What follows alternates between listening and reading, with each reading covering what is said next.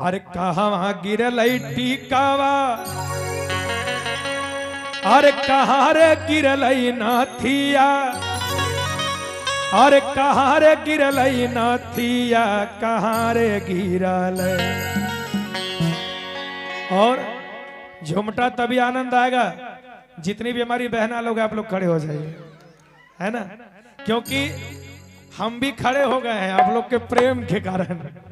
कहना है अरे कहाँ गिरल टीकावा, अरे कहाँ रे गिरल नाथिया, अरे कहाँ रे गिरल नाथिया, कहाँ रे गिरल, हाँ कहाँ रे गिरल, गोड़े जोड़ी रे पायलिया, कहाँ रे गिरल, गोड़े जोड़ी रे पायलिया, कहाँ रे गिरल, गोड़े जोड़ी रे पायलिया, कहाँ रे गिरल।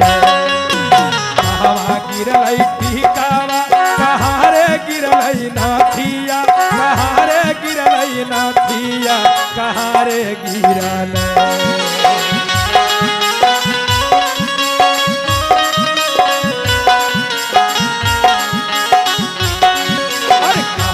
गिरल टीकावा, कहाँ रे गिरल नाथिया, कहाँ रे गिरल नाथिया, कहाँ रे गिरल, कहाँ रे गिरल, गोड़े जोड़ी रे पायलिया, कहाँ रे गिरल, गोड़े जोड़ी रे पायलिया, कहाँ रे गिरल।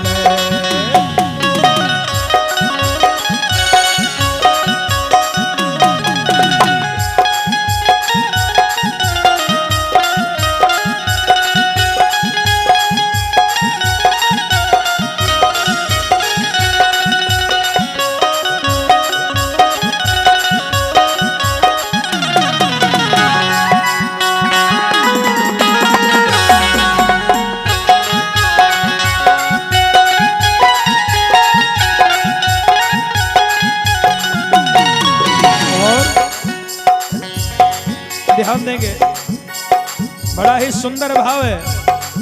अरे दुआरा गिरल टीकावा, आंगनवा गिरल नाथिया, आंगनवा गिरल नाथिया, से जरिया गिरल, दुआरा गिरल,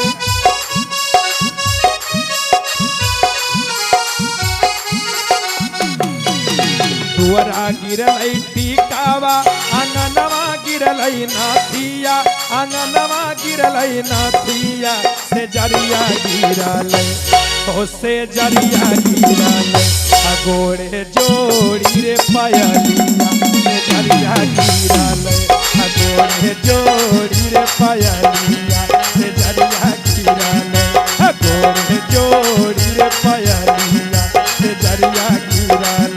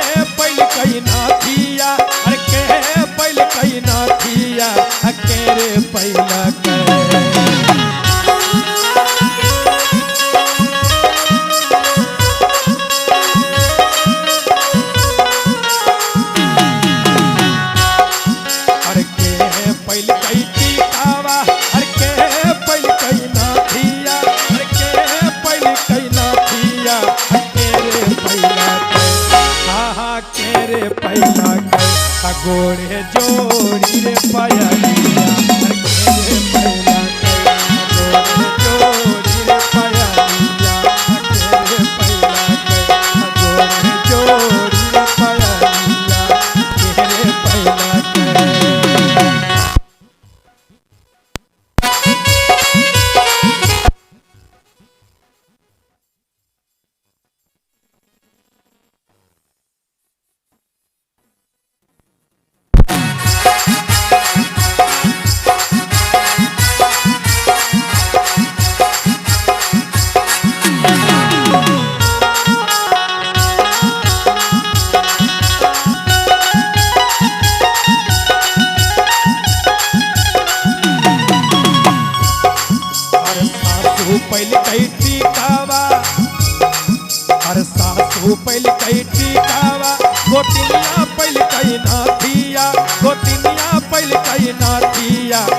नदिया पैला के तू पहली कई टीकावा गोतिनिया पहली कई नाथिया गोतिनिया पहली कई नाथिया ना नदिया पैला के हो ना नदिया पैला के गोड़े जोड़